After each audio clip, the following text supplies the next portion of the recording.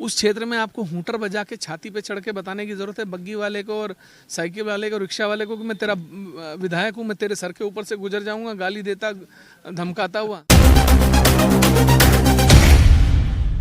शैक्षिक योग्यता क्या है? क्या आप ऑक्सफोर्ड से पढ़े हैं? क्या आप लंदन यूनिवर्सिटी से पढ़े हैं? क्या आप मैनचेस्टर यूनिवर्सिटी से पढ़े हैं? क्या लंदन स्कूल ऑफ इकोनॉमिक्स से पढ़े हैं? लेकिन कानपुर में पेंटरों का विकास बहुत हुआ, बोर्ड बनाने वालों का विकास बहुत हुआ, क्योंकि हर 100 मीटर पे एक बोर्ड लगा है। नमस्कार, मैं अमित कुमार शर्मा रुड़की अब मैं आपका बहुत बहुत स्वागत करता हूं। और आज हमारे बीच में वो शख्सियत हैं जो उत्तराखंड पत्रकारिता जगत में अपना एक बड़ा स्थान रखती हैं। हमारे साथ हैं उमेश शर्मा जी। आइए उनसे मुलाकात करते हैं। रुड़की अब में आपका बहुत बहुत स्वागत। बहुत बहुत धन्यवाद गौरव। सर, मेरा नाम अमित शर्मा है। अमित शर्मा, सॉरी जी। रुड़की में आपका आगमन हुआ, किस संबंध में आप रुड़की आए? मैं रुड़की आज पत्रकारों से मिलने आया था, क्योंकि मेरा इंटरेक्शन पहले भी लगातार आप सब लोगों से रहा। और अमित, क्या है कि सभी लोग अपने भाई बंद हैं, यहाँ भी, उत्तराखंड में भी, देश में भी, सभी। तो मेरा ज़्यादातर पत्रकारों के साथ कहीं ना कहीं इंटरेक्शन खुद का इंडिविजुअल रहता है। तो अभी कुछ दिन पहले आपने एक लाइव देखा होगा, एक विधायक जी का, वो पूछ रहे थे कि भाई तुम्हारी हैसियत क्या है, एक बच्चे से, पत्रकार से, तुम्हारी शैक्षिक योग्यता क्या है। तो मैं उसी के चले हैं आप, मैंने उनसे पूछा कि भाई आपकी शैक्षिक योग्यता क्या है? क्या आप ऑक्सफोर्ड से पढ़े हैं? क्या आप लंदन यूनिवर्सिटी से पढ़े हैं? क्या आप मैनचेस्टर यूनिवर्सिटी से पढ़े हैं? क्या लंदन स्कूल ऑफ इकोनॉमिक्स से पढ़े हैं? आप कहाँ से पढ़े हैं, मैं भी जानना चाहता हूँ।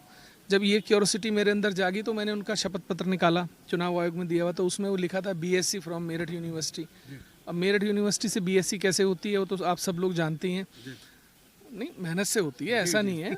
तो अब क्या है कि फिर वो हैसियत पूछने लगे, तो हमने उनसे कहा कि ठीक है साहब, अगर आपको पत्रकार से हैसियत पूछनी है तो हमसे पूछो, आप, हम आपको बताते हैं हमारी हैसियत क्या है। तो यही सब बातें चलती रही, आरोप प्रत्यारोप का दौर चलता रहा, वो अपनी कहते रहे, हम अपनी कहते रहे। उमेश शर्मा ने कड़ा चैलेंज किया है कि मैं कानपुर से अगर टिकट मिले मुझे या आप चुनाव लड़ेंगे तो मैं भी चुनाव लड़ूंगा सामने। टिकट मुझे देगा कौन? कांग्रेस मुझे खुद ही अगर कांग्रेस टिकट नहीं देगी, निर्दलीय आप लड़ेंगे उनके सामने?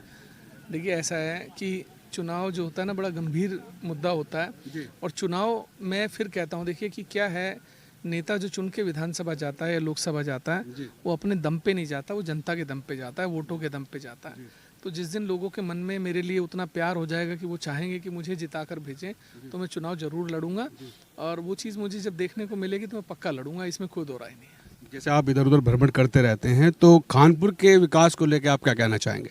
मैंने बताया था कि कानपुर में विकास जनता का हुआ नहीं हुआ मुझे नहीं पता, लेकिन कानपुर में पेंटरों का विकास बहुत हुआ, बोर्ड बनाने वालों का विकास बहुत हुआ, क्योंकि हर 100 मीटर पे एक बोर्ड लगा है कि ये सड़क जो है कुंवर साहब ने बनवाई है, ये सड़क जो है उन्होंने बनवाई है।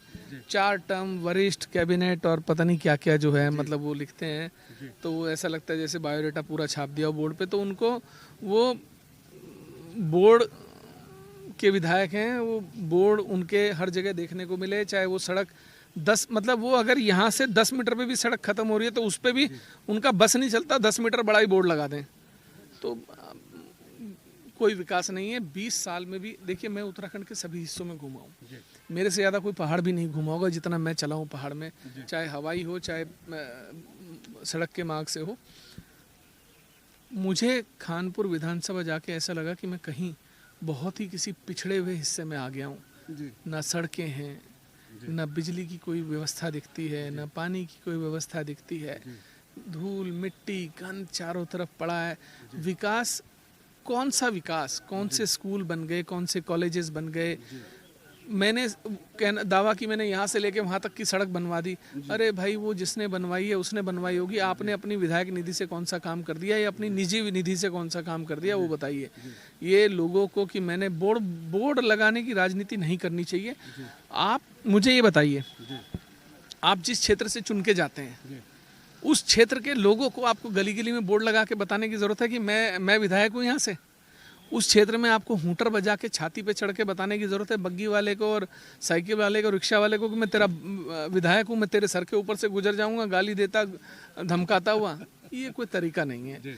देखिए, जनता का विधायक जो होता है वो जनता के मन से बनता है। जनता के बीच में रहिए, लोगों से मिलिए, उनके घर जाइए, लोगों की समस्याओं को समझिए, उनके बीच में रहिए। उनसे दूरी बना के रियासत की तरह, राजाओं की तरह तानाशाह बन के मत रहिए। अच्छा, रुड़की में सिंचाई विभाग ने उन्हें मकान अलॉट किए हुए हैं, उसके बारे में आप क्या कहना चाहिए? यही लगाइए, मैं अभी पूछना चाहता हूँ, क्योंकि जब इनके पास देहरादून में भी घर है और फिर सिंचाई विभाग का घर आपको किस अधिकार से मिला? आप कैबिनेट मिनिस्टर नहीं है, आप सिंचाई विभाग में किसी पद पर अधिकार नहीं है, आप और किसी विभाग में नहीं है। विधायक को सिंचाई विभाग का घर दे देने का कारण क्या है? ये सिंचाई मंत्री जी भी एक बात गौर से मेरी सुन लें कि या तो इस पर निर्णय ले लें, वरना मैं हाई कोर्ट जाऊंगा और जवाब देते नहीं बनेगा आपसे।